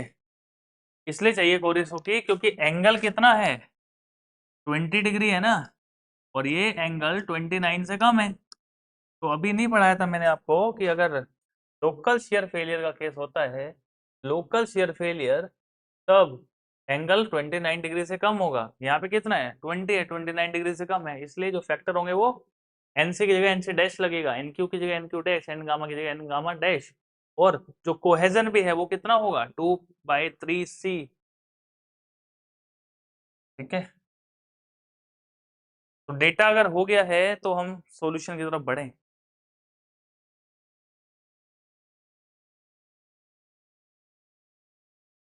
चलिए, now we will solve this question. Question number second. ये पीडीएफ भी मैं अपलोड कर दूंगा क्वेश्चन की जो आज हम कर रहे हैं।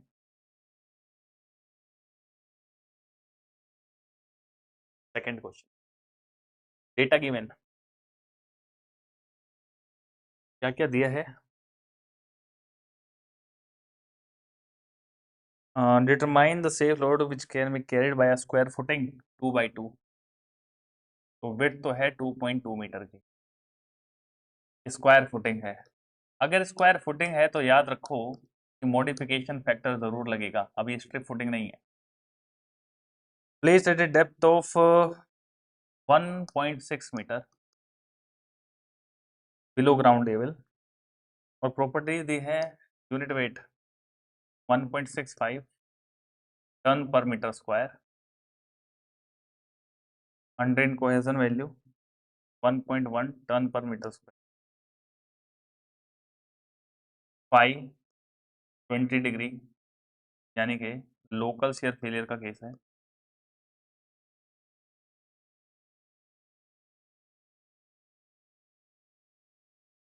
फैक्टर ऑफ सेफ्टी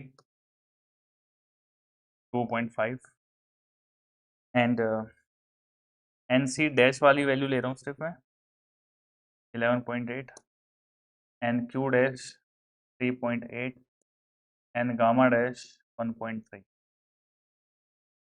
ठीक है, these are the data available. Now we need to we need to find out what is the safe load this footing can take. This is the case of square footing.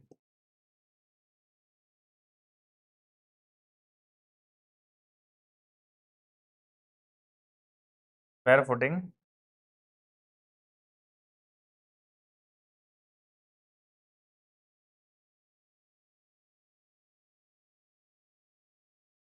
the depth of 2.2 meter is the width. Depth is 1.6 meter below ground level.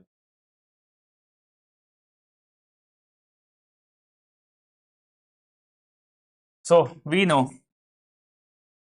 Q and U net ultimate bearing capacity लिख देता हूँ मैं पहले ही, थोड़ा इधर से लेते हैं, स्पेस नहीं मिलेगा. नेट अल्टीमेट तो क्या होगा, ध्यान से समझना है. पहले स्ट्रिप फुटिंग वाली इक्वेशन लिख रहा हूँ, C N C Q N Q. Net ultimate के लिए तो एन क्यू माइनस वन आ जाएगा. नेट अल्टीमेट के लिए लिख रहे हैं एन क्यू माइनस वन आ जाएगा. C N C Q N Q minus one plus 0.5 gamma B N gamma. अब मॉडिफिकेशन फैक्टर लगाते हैं. तो मॉडिफिकेशन फैक्टर किसके लगाऊं? पहले तो आप देखिए कि लोकल शेयर फेलियर है, इसलिए इस सी की जगह क्या आ जाएगा, 2/3 सी. और ये जो फैक्टर है N C dash N Q dash और एन गामा डैश हो जाएंगे. ये हो गया modification factor for local shear failure.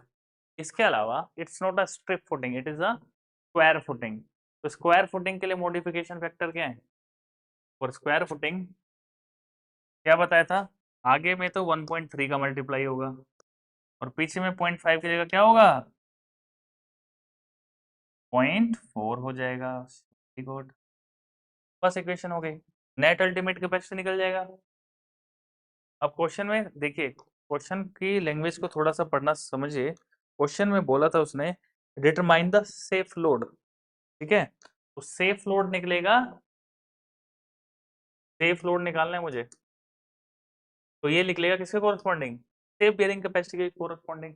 अगर मुझसे बोलता what is the net safe load, तो मैं किसके कोरस्पॉन्डिंग निकालता, तो मैं निकालता नेट सेफ के कोरस्पॉन्डिंग. ठीक है, तो वर्ड्स पे खेल जाते हैं.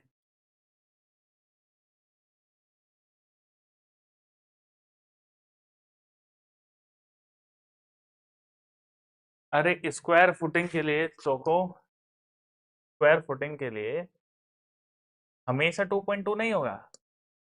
ये स्क्वायर फुटिंग है. ठीक है,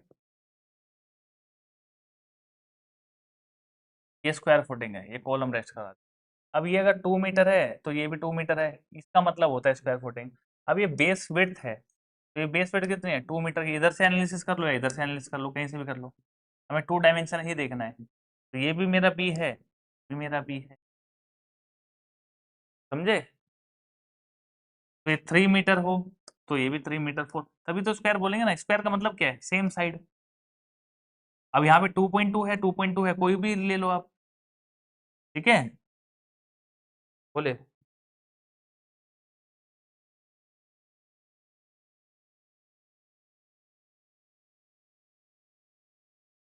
तो वैल्यूज को पुट करते हैं.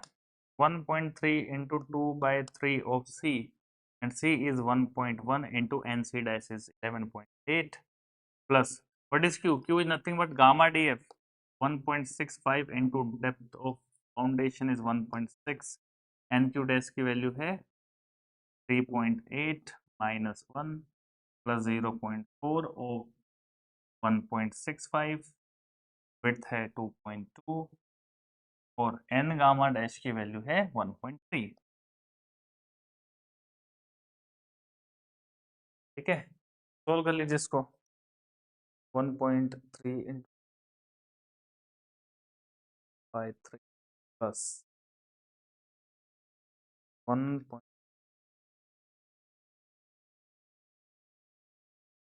plus 0.4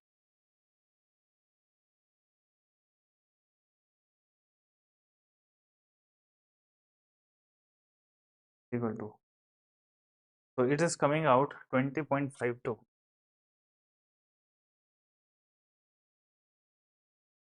टन पर स्क्वायर मीटर। ठीक है, तो ये नेट अल्टीमेट आया, लेकिन मुझे किसके कॉरस्पॉन्डिंग चाहिए, सेफ के लिए।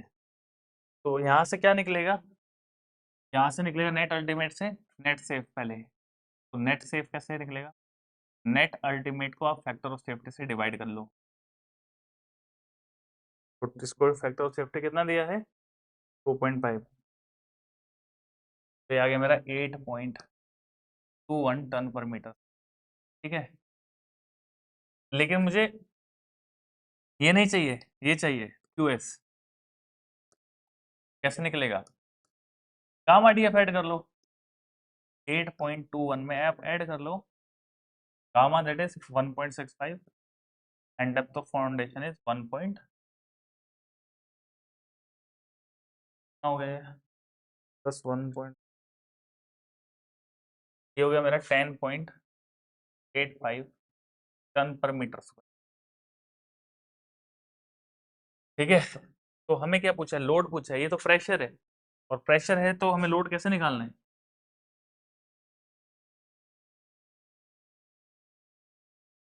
तो वी नो भाई प्रेशर है तो फोर्स पर यूनिट एरिया है ना, तो प्रेशर इंटू एरिया कर देंगे तो फोर्स मिल जाएगा। तो safe load will be equal to, तो लोड निकालने के लिए एरिया इंटू प्रेशर, प्रेशर कितना है ऑलरेडी 2s, और एरिया कितना है 2s है मेरे पास 10.85 इंटू एरिया 2.2/2 इक्वल टू, आ गया ये कितना 3252, that is the safe load, safe footing ले पाएगा। ठीक है, कोई डाउट पूछिए।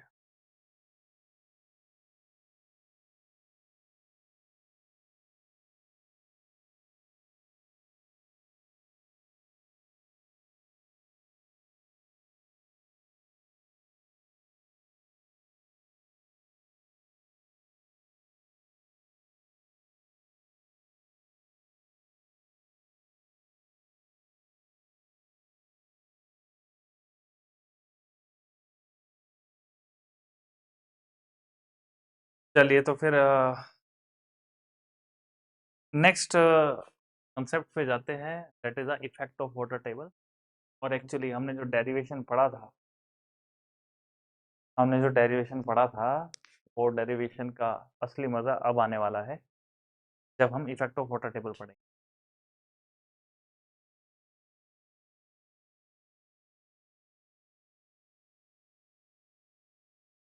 इफेक्ट ऑफ वाटर टेबल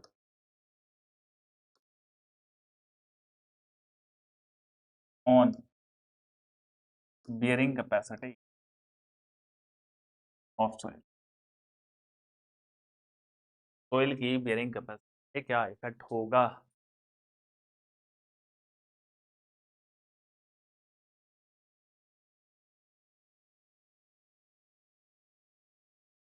और this is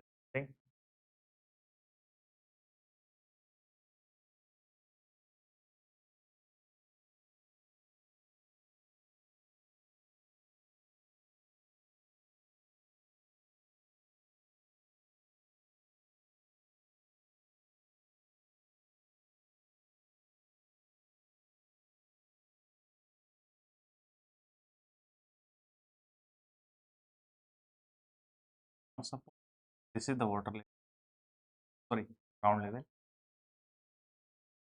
ground level, and this is the depth of foundation.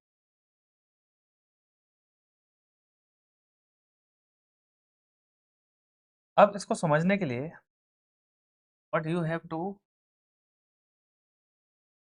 understand that effect of water table will influence the bearing capacity even, जो zone 1 था ना इलास्टिक जोन, वो मिट्टी था जो just footing के नीचे वाला, जो हमारी इक्वेशन का सबसे लास्ट कंपोनेंट है 0.5 गामा bn गामा, वो इसी सोइल जोन से तो बिलोंग करता है, which is behaving like a integral part of the footing itself. Sorry. So what we will consider that what is the depth of this zone. So if this is the base of footing D, ठीक है, तो मैं यहाँ पे लिख नहीं रहा हूँ इसको, आप समझ लो ये B ही है ना, तो जितना ये विड्थ होता है उतने ही डेप्थ तक इसका इन्फ्लुएंस मानेंगे। छोटा सा ट्रिक याद रखिए, जितना width of base of footing है उतना ही डेप्थ तक इसको माने। अब यहाँ पे जितने भी आपके केस बन सकते हैं, मैक्सिमम केस बन सकते हैं, तो 5 के 5 केस के लिए इक्वेशन लिखना सीखेंगे, ठीक है। फर्स्ट केस क्या हो सकता है कि आपका वाटर टेबल बहुत नीचे और इतने डेप्थ पे होने से कोई फर्क ही नहीं पड़ रहा है, कोई इफेक्ट नहीं आएगा वाटर टेबल का। यहाँ पे वाटर टेबल है, तो मैंने मान लिया केस 1। केस 1 जब पानी बहुत नीचे,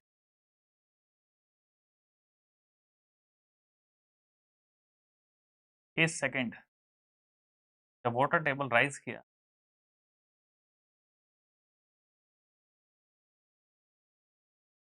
जिसमें मेरा वो सोइल का जो फर्स्ट जोन था, इलास्टिक जोन, जो सोइल के आई मीन फुटिंग के पार्ट की तरफ बिहेव करता है, बियरिंग कैपेसिटी में हेल्प करता है, वो उसका कुछ पार्ट वाटर के अंदर सबमर्ज हो चुका है और कुछ पार्ट अभी भी पानी से ऊपर है। कुछ वाटर टेबल यहाँ हो सकता है, केस बन सकता है। थर्ड केस क्या हो सकता है, मान लो कि ये बिल्कुल बेस ऑफ फुटिंग तक दे दिया उन्होंने, अब बेस ऑफ फुटिंग, फुटिंग के एकदम बेस तक आ गया,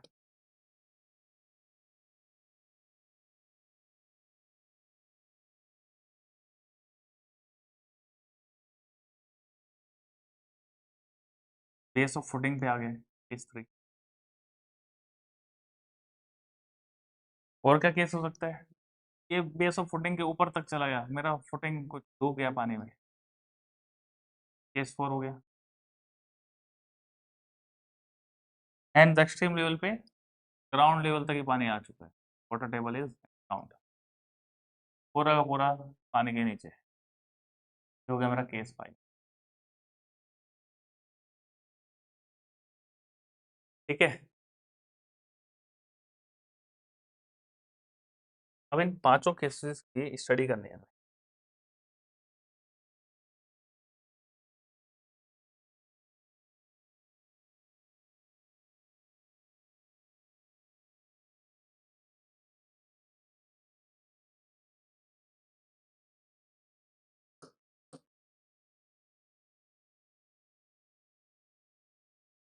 तो यहाँ पे क्या है, पूरा सॉइल मास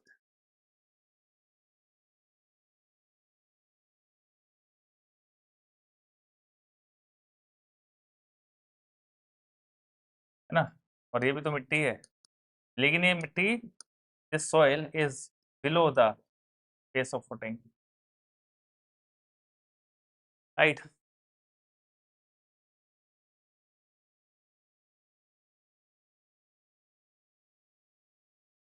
तो स्ट्रिप फुटिंग के लिए इक्वेशन लिख रहे हैं, अगर स्क्वायर फुटिंग हुआ, वाटर टेबल कहीं भी हुआ, तो सेम मॉडिफिकेशन फैक्टर लगेंगे। जनरल शेयर फेलियर की जगह लोकल आ गया तो फिर सेम मॉडिफिकेशन फैक्टर लगेंगे, लेकिन पानी के आने से क्या चेंजेस होंगे वो दिखा रहा हूँ। अब इक्वेशन को शुरू करने से पहले ध्यान दीजिए, क्यू की इक्वेशन फिर लिख रहा हूं मैं, C N C plus Q N Q plus 0.5 gamma B N gamma. ध्यान से सुन लो, इस Q को हम गामा डी एफ लिखते हैं कि नहीं, तो इसको मैं लिखूं अगर gamma D F N Q plus 0.5 gamma B N gamma, ठीक है, लिख सकते हैं।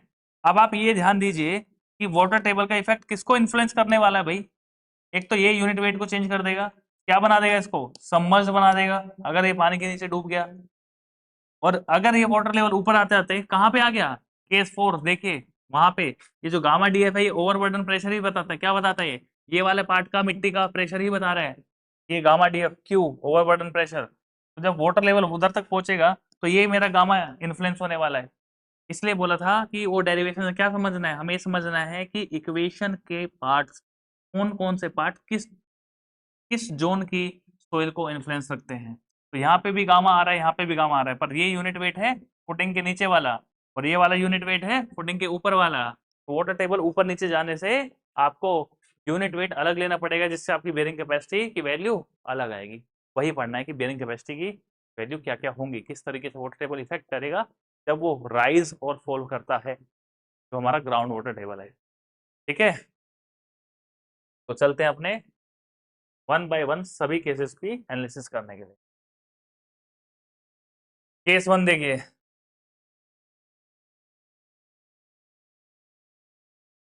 Case one, water table is at a very high depth and it's not likely to come over, due to which there is no effect on the bearing capacity CNC। Q को लिख रहा हूँ gamma D F N Q plus 0.5 gamma P N gamma, no changes. Okay, case two की बात करते हैं। Case to में क्या होगा, केस टू में ये जो आप लिखते हो ना, यहाँ पे ध्यान दो, B into gamma, B into gamma, एक बी इंटू गामा अब टूट जाएगा अलग पार्ट में, क्योंकि ये पूरा का पूरा बी, अब यहाँ का वाटर टेबल यहाँ पे आ गया ना, तो नीचे वाला सबमर्ज्ड है, ऊपर वाला बल्क यूनिट वेट है, इसलिए इसको टू पार्ट्स में ब्रेक करना पड़ेगा। तो मुझे यहाँ पे शो करना पड़ेगा कि भाई पानी का लेवल कहाँ तक राइज किया है। तो मान लेते हैं, let us assume that base of footing से ये वैल्यू कितनी दूर है, बेस ऑफ फुटिंग से ये x मीटर बिलो है, तो ये बचा हुआ पार्ट कितना हो जाएगा, ये हो जाएगा b माइनस एक्स, क्योंकि पूरा तो b है बेटा, ये x हो गया, तो ये कितना बचेगा b माइनस एक्स। ठीक है, तो अब ये जो b इंटू गामा या गामा इंटू वाला पार्ट है, इसको हमें दो पार्ट में तोड़ना है। तो ये पूरी विड्थ के साथ मल्टीप्लाई था ना गामा का, अब चेंज होगा, ये पूरी विड्थ नहीं, कितने विड्थ, x वाली जो डेप्थ है वहां पे कितना है, बल्क यूनिट वेट है, लेकिन नीचे वाला जो पार्ट है b माइनस एक्स वाला, इसके साथ कौन सा यूनिट वेट है, इसके अंदर तो सबमर्ज्ड यूनिट वेट है, पानी के नीचे डूब चुका है ये कंसेप्ट क्लियर हुआ क्या कि किस तरीके से चेंज होने वाले, जल्दी बताइए कमेंट करके।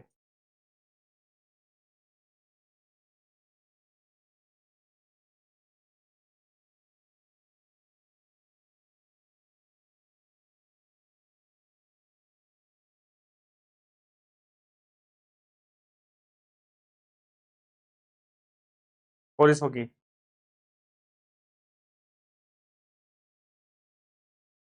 ओके, तो अब मैं क्या करूंगा, अब बस यही चेंज होना है, मेरा यूनिट वेट वाला कंपोनेंट ही चेंज होना है पानी या वाटर टेबल राइज और फॉल करने से। समझिए फिर इसको, तो क्यू यू लिखेंगे, सीएनसी पे कोई इफेक्ट नहीं जी, ऊपर ओवरबर्डन पे कोई इफेक्ट नहीं जी, कहाँ पे चेंज है, इस बी इंटू गामा वाला कंपोनेंट पे। बी माइनस एक्स के लिए तो ये है वैल्यू, बी माइनस एक्स के साथ मल्टीप्लाई होगा गामा समझ प्लस, और जो ऊपर वाला यूनिट वेट है बल्क यूनिट वेट है, तो ये सिंपल गामा ही रहेगा, और इसके साथ कितना डेप्थ है, एक्स डेप्थ है, सिर्फ इतना ही है। और क्या बचा है, एन गामा बचा है, तो लिख दो N gamma. Clear. Case three,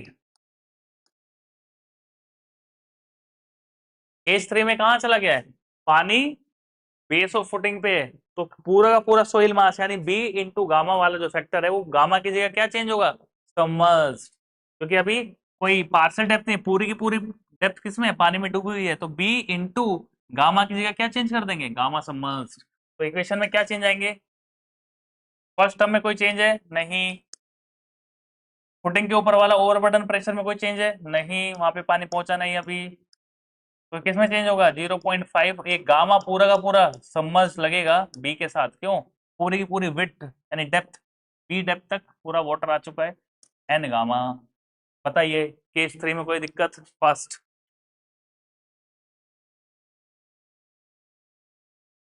case three में कोई दिक्कत, जल्दी बताइए।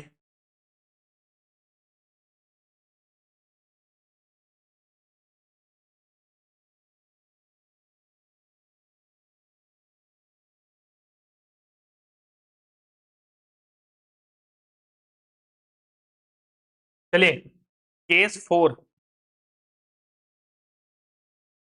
में वाटर कहाँ चला गया, और ऊपर चला गया। कितना ऊपर गया भाई, ये ग्राउंड से ना कितने डेप्थ पे, अरे ग्राउंड से y मीटर नीचे है, तो ये कितना बच जाएगा फिर, तो पूरा तो डेप्थ ऑफ फाउंडेशन था, तो ये हो जाएगा डेप्थ ऑफ फाउंडेशन में से y माइनस कर लो। अच्छा, तो ये जो गामा डीएफ वाला चक्कर है अभी इधर, तो ये गामा डीएफ तो पूरी डेप्थ तक था, अभी डेप्थ को तोड़ देंगे हम दो पार्ट में। किसमें, एक गामा मल्टीप्लाई होगा ऊपर किसके साथ, y के साथ, और गामा सबमर्ज मल्टीप्लाई होगा किसके साथ, जितना डेप्थ पानी के नीचे है। कितने नीचे है, डीएफ माइनस वाई डेप्थ पानी के नीचे। ठीक है, सेम कंसेप्ट है। चलिए, तो Q U is equal to C N C, first term cohesion से रिलेटेड है, उसका कोई लेना देना नहीं है। लेकिन ये जो ओवरबर्डन प्रेशर है गामा डीएफ, अब ये टूट जाएगा दो पार्ट में, एक गामा रहेगा सूखे वाले पार्ट की तरह बल्क के साथ, तो गामा इंटू वाई, इसमें ऐड होगा कितना, कितनी depth, DF minus Y, DF minus Y डूबा हुआ है तो इसके साथ गामा सबमर्ज आएगा। ये कंपोनेंट क्लियर हुआ, साथ में क्या लगेगा फिर, एन क्यू। ओके, इसके आगे वाला, अरे जब ये पूरा ही ऊपर पानी से लगे, ये पूरा सबमर्ज्ड हुआ ना, तो यहाँ पे नो चेंज, गामा सबमर्ज ही लगेगा पूरी डेप्थ के साथ। केस 4 क्लियर है कि नहीं, बताइए जल्दी।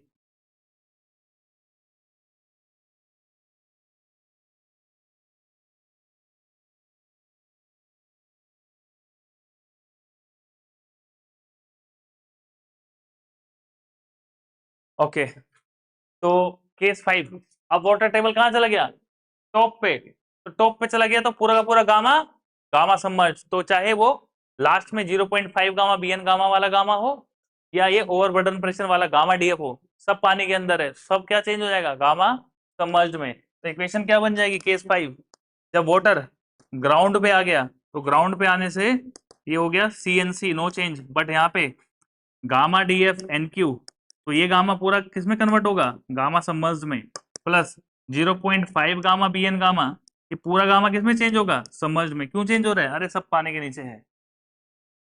तो बताइए इफेक्ट ऑफ वाटर टेबल समझ में आया कि नहीं।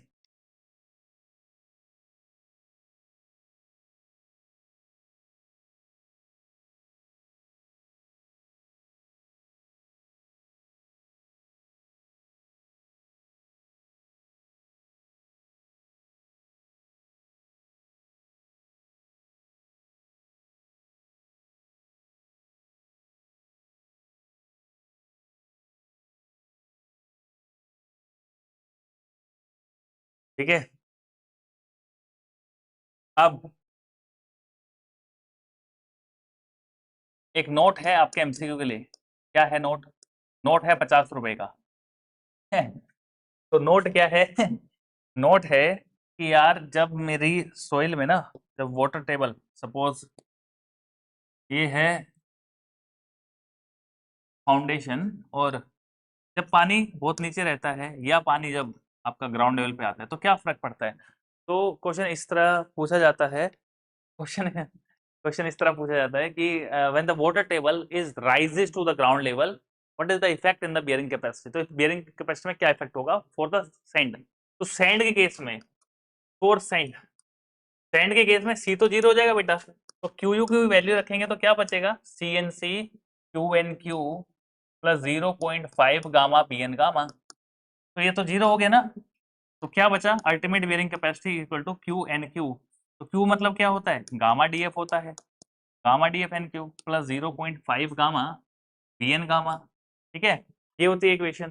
तो जब वाटर टेबल बहुत नीचे था तब ये गामा था, अब वाटर टेबल अगर ग्राउंड पे आ जाता है, ये कब है, जब वाटर टेबल वेरी लो है ना। अब वाटर टेबल अगर ग्राउंड पे आ जाए, वाटर टेबल एट ग्राउंड आ जाए, तो उस केस में क्या होगा, Q U equal to gamma submerged हो जाएगा ये, प्लस 0.5 गामा ये भी सबमर्ज्ड हो जाएगा। तो गामा की वैल्यू अराउंड 20 होती है और गामा सबमर्ज की वैल्यू अराउंड 10 होती है। तो यानी कि यहाँ पे जो मल्टीप्लाई फैक्टर है ना, वो जस्ट हाफ हो जाएगा, यहाँ पे भी हाफ, यहाँ पे भी हाफ। तो ऐसा होने से तो बियरिंग कैपेसिटी है वहां पे 20 की जगह आप 10 से मल्टीप्लाई कर रहे हो, ऐसे केस में आपकी बियरिंग कैपेसिटी क्या होगी, जस्ट हाफ। तो इस केस में तो नोट नोट 50 रुपए का नहीं, अब 100 रुपए का बन गया ये नोट। और क्या बोल रहा है ये नोट, ये बोल रहा है कि when water table rises to the ground level, the bearing capacity decreases about 50%। पर ये किसके लिए है, सिर्फ सैंड के लिए। क्यों, क्योंकि सैंड में कोहेजन जीरो हो जाएगा ना, तो कोहेजन जीरो हो जाएगा तो फिर फर्स्ट टर्म जीरो, और जो नेक्स्ट इफेक्ट आएगा वो जस्ट हाफ हो जाएगा, क्योंकि गामा समझ लगभग आधा होता है, 50% होता है ऑफ बल्क यूनिट वेट के। Is it clear?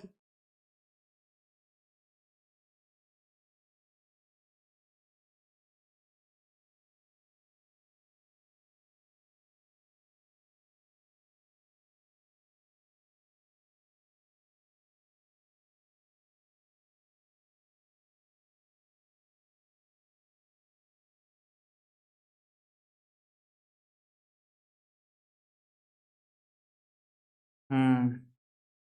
तो आज की क्लास इतना ही रखते हैं, यहाँ से एक दो नोट्स के अंदर क्वेश्चंस मिलेंगे, वो मेंस के लिए हैं, उसको ट्राई कर लेना। अब आप सोच रहे होंगे सर हम प्रीलिम्स के लिए कब करेंगे, तो एक पूरा का पूरा सेशन लेके आऊंगा मैं एमसीक्यूज का, जब ये सब्जेक्ट खत्म करेंगे। जितना भी हमने सोइल में पढ़ा है, तो प्रीलिम्स के पॉइंट ऑफ व्यू से जितने भी क्वेश्चन होंगे, उस वो क्वेश्चन हम आपको पहले टेस्ट के लिए देगा, और फिर आप जब उसको टेस्ट को सबमिट करेंगे, फिर उसके सॉल्यूशन का एक वीडियो सॉल्यूशन में आपको भेज दूंगा, या तो हम लाइव आके उसको उन क्वेश्चन को प्रैक्टिस करें। प्रीलिम्स में एमसीक्यू का अप्रोच है, ये अप्रोच नहीं है। लेकिन ये क्वेश्चन लगाने क्यों ज़रूरी है, इन क्वेश्चंस को लगाने से हमारे कंसेप्ट क्लियर होते हैं। ठीक है, हमें हमें सिर्फ ऊपर ऊपर से पढ़ के प्रीलिम्स निकाल के मेंस में फेल नहीं होना है। ठीक है, आज के लिए इतना ही। और कुछ पूछना है तो बताइए, otherwise happy Holi in advance for tomorrow.